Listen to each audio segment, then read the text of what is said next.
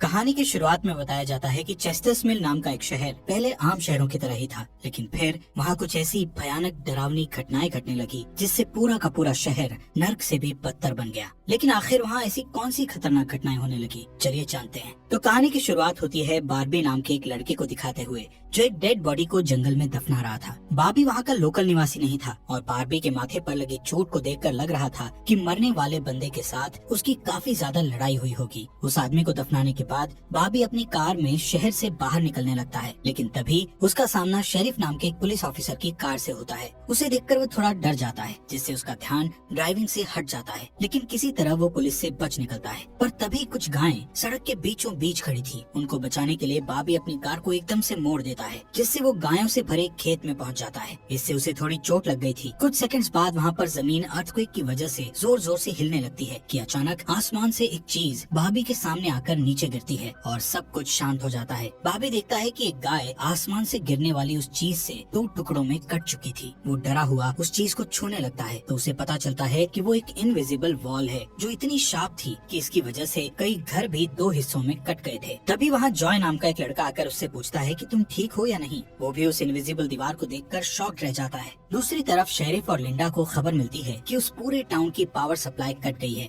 Phone lines बंद हो गई हैं और इंटरनेट भी काम नहीं कर रहा है। यहाँ तक कि सारे सैटेलाइट कनेक्शंस भी काम करना बंद कर गए थे। तभी शहर के ऊपर से उड़ रहा एक प्लेन उस इनविजिबल वॉल से टकराकर क्रैश हो जाता है, जिसे देखकर लोग और भी ज्यादा घबरा गए थे। और ये बात कंफर्म हो जाती है कि ये सिर्फ एक इनविजिबल दीवार नहीं, बल्कि एक राउंड शेप डोम यानी गुम्बद है, जिसने आधे शहर को कवर कर लिया है। वहीं दूसरी साइड हम एक रेडियो स्टेशन पर फिल और उसकी असिस्टेंट डोडी को देखते हैं, जो सिग्नल लाने की कोशिश कर रहे थे। वो दोनों थोड़ा कंफ्यूज थे कि अचानक सिग्नल क्यों चला गया। यहाँ पर फिल को लगता है कि ये अच्छा मौका है उनकी रेडियो रेटिंग्स को हाई करने का, इसलिए वो दोनों सिग्नल को ठीक करने में लग जाते हैं। वहीं एक फायर ट्रक डोम की दूसरी तरफ से आ रहा था, जिसे देख बार्बी ट्रक वाले को इस इनविजिबल वॉल की तरफ इशारा करता हुआ उसे रुकवाकर क्रैश होने से बचा लेता है। थोड़ी देर बाद वहाँ इन्वेस्टिगेशन करने के लिए कुछ पुलिस वाले आते हैं, पर इस इनविजिबल डोम को समझना उनके बस की बात नहीं थी। उसी समय वहाँ पर एक शहर का काउंसिलमैन, जिसका नाम बिग जिम था, वो भी पहुँच जाता है, लेकिन उसे भी इस डोम के बारे में कुछ भी समझ नहीं आता। यहाँ पर पुलिस को इन्फॉर्मेशन मिलती है कि उस शहर की तरफ आने वाले सभी रास्तों को बंद कर दिया गया है, क्योंकि उस डोम की वजह से बहुत सारे एक्सीडेंट हो रहे हैं। इसके थोड़ी दूर घर पर जूनियर नाम का लड़का एंजी नाम की लड़की के साथ इंटीमेट हो रहा था। एंजी पेशे से नर्स थी और जो की बड़ी बहन भी थी। इंटीमेट होने के बाद जूनियर एंजी से कहता है कि मैं तुमसे बहुत प्यार करता हूँ, लेकिन एंजी उसे कहती है कि वो उसके लिए ऐसा कुछ फील नहीं करती।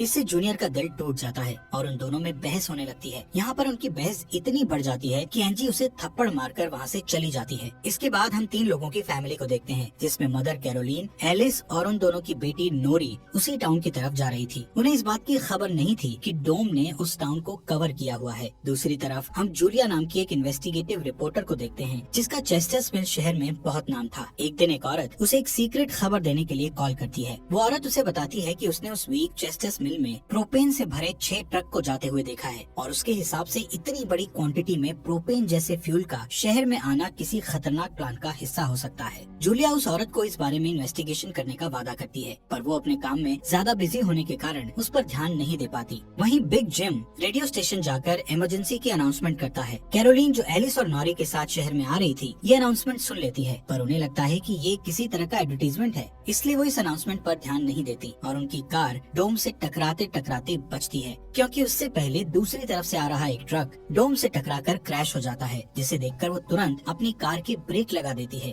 इतने बड़े इंसिडेंट को देखकर नॉरी के दौरे पड़ने लगते हैं, जिससे वो बेहोश हो जाती है, लेकिन बेहोश होने से पहले वो किसी पिंक स्टार के बारे में कहती है। अब यहाँ से नॉरी को जल्दी से हॉस्पिटल में ले जाया जाता है, जो कि टाउन में होने वाली घटनाओं से घायल हुए लोगों से भरा पड़ा था। वहीं जूलिया और बार्बी घायल हुए लोगों को हॉस्पिटल ला रहे थे। इसी हॉस्पिटल में जूलिया का हस्बैंड भी डॉक्टर था। वो उससे मिलने जाती है, लेकिन उस वक्त उसका हस्बैंड हॉस्पिटल में नहीं था। हॉस्पिटल में जूलिया को पता चलता है कि उसका हस्बैंड संडे को कभी काम नहीं करता था, पर वो जूलिया को हमेशा झूठ बोलता आ रहा था। हॉस्पिटल के बाहर हम बार्बी और एंजी को मिलते हुए देखते हैं। दोनों को साथ देखकर जूनियर के अंदर एक अलग सी जलन पैदा होती है। वहीं अब टाउन के बॉर्डर्स को सैनिकों द्वारा सील कर दिया जाता है। बहुत सारे साइंटिस्ट और एक्सपर्ट्स को भी इस अजीबो गरीब मुसीबत का असल कारण नहीं पता चलता। पर कुछ घंटों बाद बिग जिम प्रोपेन के बारे में बात करने के लिए शेरिफ से मिलता है। यहाँ पर उनकी बातों से हमें पता चलता है कि उनको इस डोम के बारे में पहले से थोड़ा बहुत पता था, पर वो इस पर खुलकर बात नहीं कर रहे थे। वहीं बॉबी को उस टाउन में एक दिन के लिए रुकना था, पर उसके पास ठहरने के लिए कोई जगह नहीं थी, इसलिए वो अपनी कार में ही रात बिताने का फैसला करता है। तभी जूनियर उसके पास आता है और उसे एंजी से दूर रहने को कहता है। धीरे धीरे उसकी बात धमकी में बदल जाती है। बॉबी हैरान होता है कि आखिर उसकी गलती क्या है। इसी बीच वहाँ जूलिया आ जाती है, जिससे वो झगड़ना बंद कर देते हैं।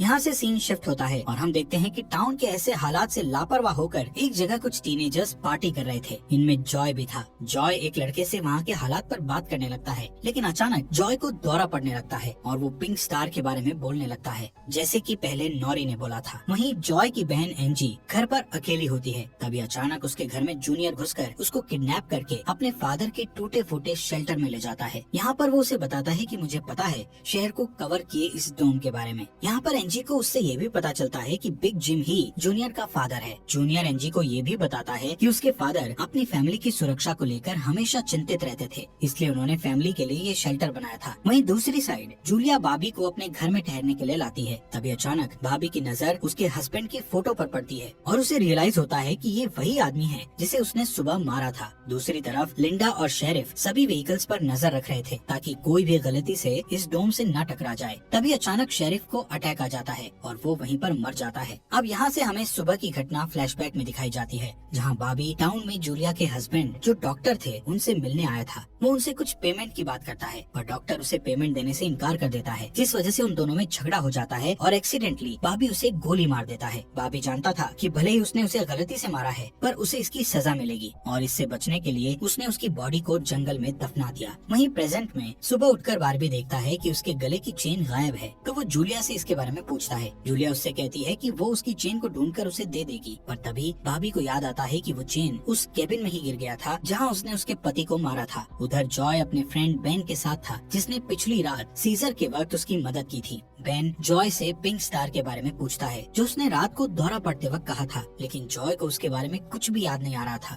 वहीं रेडियो स्टेशन में डोडी एक स्पेशल डिवाइस की मदद से डोम के बाहर वाले लोगों से कांटेक्ट करने में सक्सेसफुल हो जाती है। वो सोल्जर्स को आपस में बात करते हुए सुन सकती थी, पर वो उनसे कुछ नहीं कहती। वहाँ सोल्जर्स भी कंफ्यूज थे कि आखिर ये इनविजिबल वॉल क्या है। दूसरी तरफ बिग जिम रेस्टोरेंट में बैठा ब्रेकफास्ट कर रहा होता है कि लिंडा वहाँ आकर उसे शेरिफ के मरने की खबर सुनाती है, जिससे वो लोग तुरंत बंकर में डेड बॉडीज को दफनाने वाले के पास जाते हैं, जिसका नाम लेस्टर था। उधर एंजी शेल्टर में किसी को मदद के लिए बुलाने की पूरी कोशिश करती है, पर वो कामयाब नहीं होती। तभी जॉय वहाँ आता है और उसे चेन के जरिए बेड से बांध देता है। वहीं बिग जिम लेस्टर को अपने साथ लेकर आता है, जो कि शेरिफ का ही दोस्त था। शेरिफ की मौत से वो बहुत दुखी और परेशान हो जाता है। जब लिंडा उनके आसपास नहीं होती, तब वो और बिग जिम पिछले महीने होने वाले प्रोपेन के इम्पोर्ट के बारे में बात करते हैं कि प्रोपेन के इम्पोर्ट में उन तीनों का ही हाथ था और उन्होंने टाउन वालों से ये बात छुपाई थी। शेरिफ की मौत से ये कंफर्म हो गया था कि वो उनकी इन्वॉल्वमेंट के बारे में किसी को कुछ नहीं बता पाएगा, जो कि उनके लिए अच्छी खबर भी थी। उसी दिन बाद में लिंडा पुलिस स्टेशन आती है तो देखती है कि बिग जिम शेरिफ के ऑफिस में कुछ ढूंढ रहा है। लिंडा की पूछने पर जिम उसे कहता है कि वो वहाँ शेरिफ की वसीयत के पेपर्स ढूंढ रहा है, लेकिन असल में वो वहाँ प्रोपेन के इम्पोर्ट से जुड़े पेपर्स को ढूंढने आया था, जो उसे और लेस्टर को परेशानी में डाल सकते थे। वो तुरंत बाहर आकर शेरिफ को बताता है कि मुझे लगता है वो पेपर शेरिफ के घर में होंगे, जिन्हें लाने के लिए वो लेस्टर को तुरंत उसके घर भेजता है। इसी बीच जूलिया जल्दी से रेडियो स्टेशन पर डोडी के पास जाती है, जहाँ वो देखती है कि वो लोग डिवाइस के जरिए डोम के बाहर खड़े सैनिकों की बातचीत सुन सकते हैं। उनकी बात सुनने पर जूलिया को पता चलता है कि वो लोग जमीन खोदकर डोम को बाहर निकालने की कोशिश कर रहे हैं, पर वो इस काम में कामयाब नहीं हो पा रहे हैं। इसके बाद जूलिया रेडियो के जरिए पूरे टाउन में डोम वाली खबर को फैला देती है, जिससे लोगों में डर पैदा हो जाता है और लोग घबरा जाते हैं। वहीं जॉय और बेन बॉर्डर के पास साइंटिस्ट को अपना काम करते हुए देखते हैं। साइंटिस्ट ये देखते हैं कि डोम के ऊपर पानी का क्या असर होता है, पर उन्हें ज्यादा कुछ समझ नहीं आ रहा था, जिससे वो किसी नतीजे पर नहीं पहुंच पाते। वहीं जॉय देखता है कि ये डोम एक छलनी की तरह है। वो बेन से बताता है कि इस डोम में से बिल्कुल मामूली सा पानी आर पार जा सकता है। दूसरी ओर बारबी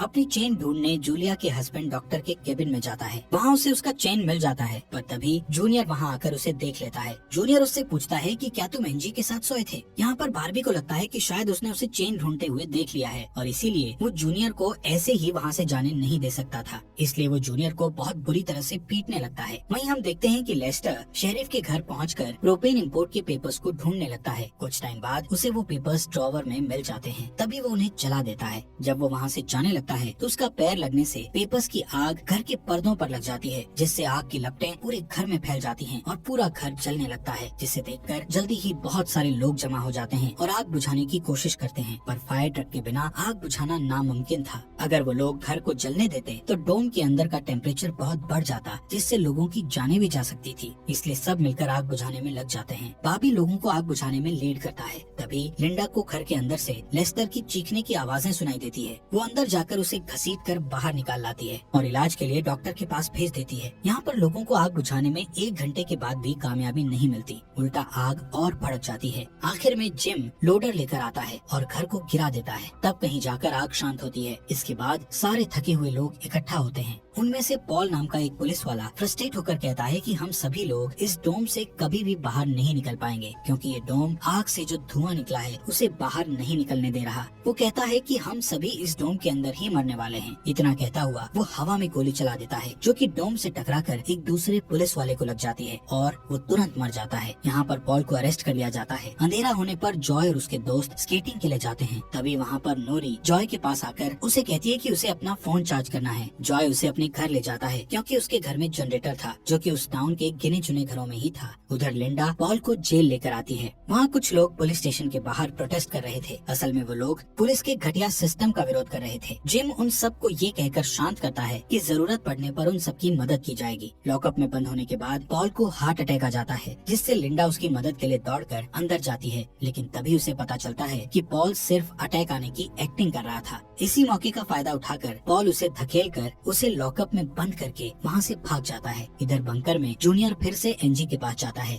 एनजी समझ चुकी थी कि अगर उसे यहाँ से निकलना है तो उसे जूनियर को झूठे जाल में फंसाना पड़ेगा, इसीलिए वो उससे अपने बचपन की यादें साझा करती है, जब वो दोनों एक बंद टनल में जाया करते थे, और कहती है कि हो सकता है डोम का टनल पर कोई असर नहीं हुआ हो तो वो लोग बाहर जा सकते हैं। यहाँ पर एनजी सोचती है कि अब वो उसके प्यार के जाल में फंस गया है तो शायद वो उसे छोड़ दे, लेकिन ऐसा कुछ नहीं होता। जूनियर अकेले ही उस टनल में जाने का प्लान बनाता है। वहीं जिम जब पुलिस स्टेशन में आता है तो पॉल की जगह लिंडा को लॉकअप में बंद देखता है। वो तुरंत उसे लॉकअप से बाहर निकालता है। उन्हें पता चलता है कि पॉल अपने साथ एक राइफल और कुछ गोलियां लेकर गया है। लिंडा तुरंत उसकी तलाश में जंगल की ओर निकल जाती है, क्योंकि उसे पता था कि पॉल अक्सर शिकार करने जंगल की तरफ जाया करता था। वहीं जिम पॉल को पकड़ने के लिए एक टीम तैयार करता है। उधर रेस्टोरेंट में बैठी कैरोलीन को नॉरी की फिक्र हो रही थी, क्योंकि वो पिछली रात अपनी दोनों मदर्स को बिना बताए जॉय के घर रुक गई थी। वहीं जिम लोगों से पॉल को तलाश करने के लिए उसकी टीम ज्वाइन करने को कहता है। वो बाबी से भी उनके साथ चलने को कहता है, क्योंकि वो आग बुझाने में अच्छा लीडर साबित हुआ था। इसके बाद वो लोग जंगल में जाने लगते हैं। रास्ते में बारबी अपनी खूबियां दिखाता हुआ उनसे कहता है कि वो मिलिट्री में भी रह चुका है। वहीं दूसरी ओर जूलिया जूनियर को टनल की तरफ जाते हुए देखती है। वो उसे रोककर पूछती है कि वो बैग पैक करके कहाँ जा रहा है, लेकिन जूनियर बहुत जल्दी में था और वो नर्वस भी था। वो कहता है कि मैं बस यहीं पास में अपने दोस्त से मिलने जा रहा हूँ। इससे जूलिया का शक उस पर और भी बढ़ जाता है और वो उसका पीछा करती हुई टनल तक पहुँच जाती है। उधर जॉय के घर पर जॉय और नॉरी साथ में नाश्ता कर रहे थे। जॉय पहले कभी किसी लड़की के साथ अकेला नहीं रहा था, इसलिए थोड़ा नर्वस फील कर रहा था, जबकि नॉरी कॉन्फिडेंट थी और बातचीत में भी हाजिर जवाब थी। तभी बेन और 2 लड़कियों को अपने साथ लेकर उसके घर आ जाता है, जिन्हें फोन चार्ज करना था। उन्हें इम्प्रेस करने के लिए बेन को जनरेटर यूज करना था, जिसके लिए जॉय बेन को थोड़ी बेदिली से इजाजत दे देता है, क्योंकि उस टाउन में जनरेटर एक बहुत काम की चीज थी और इस तरह उसका मिसयूज करना उसे सही नहीं लग रहा था।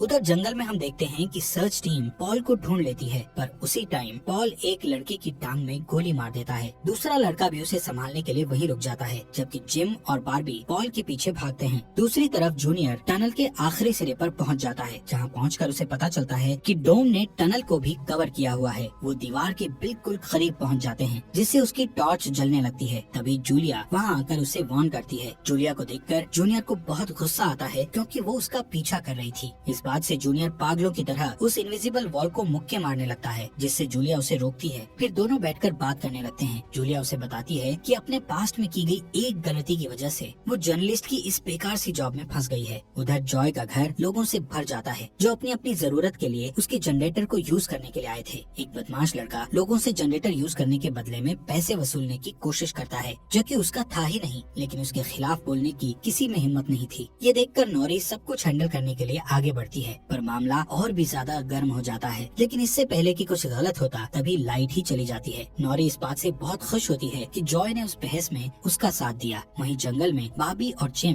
पॉल तक पहुंच जाते हैं, पर पॉल ने अपनी राइफल निकाल रखी थी, जिससे वो जिम को मारने ही वाला था कि तभी पीछे से लिंडा आकर उसे शूट कर देती है। दूसरी साइड कैरोलिन जॉय के घर जाकर अपनी बेटी नॉरी से मिलती है। वो नॉरी से कहती है कि उसे थोड़ा जिम्मेदार बनना चाहिए। उसकी डांट सुनकर जॉय और नॉरी एक दूसरे का हाथ पकड़ लेते हैं, जिससे एक स्ट्रेंज स्पार्क पैदा होता है और उसी वक्त दोनों को दौरे पड़ने लगते हैं। वो दोनों एक साथ किसी पिंक स्टार के बारे में बात कर रहे थे। उधर जूनियर शेल्टर में एनजी के पास जाता है, लेकिन इस बार उसके हाथ में फर्स्ट एड किट थी। एनजी उसके जख्मों पर मरहम पट्टी करती है और चुपके से सीजर अपने पास रख लेती है। वहीं हम देखते हैं कि जूलिया और बार्बी दिन भर की थकान के बाद वापस घर लौटते हैं, लेकिन जूलिया जूनियर की बातें सुनने के बाद से ही बार्बी पर शक करने लगी थी। और जब बार्बी नहाने जाता है तो जूलिया उसका सामान चेक करने लगती है। दोस्तों, हमारे फॉक्स एक्सप्लेनर हिंदी चैनल को सब्सक्राइब करना मत भूलना। और आपको ये अंडर द डोम सीरीज यहाँ तक कैसी लगी, इस सीरीज के नेक्स्ट एपिसोड लाएं या नहीं, कमेंट बॉक्स में हमें जरूर बताएं।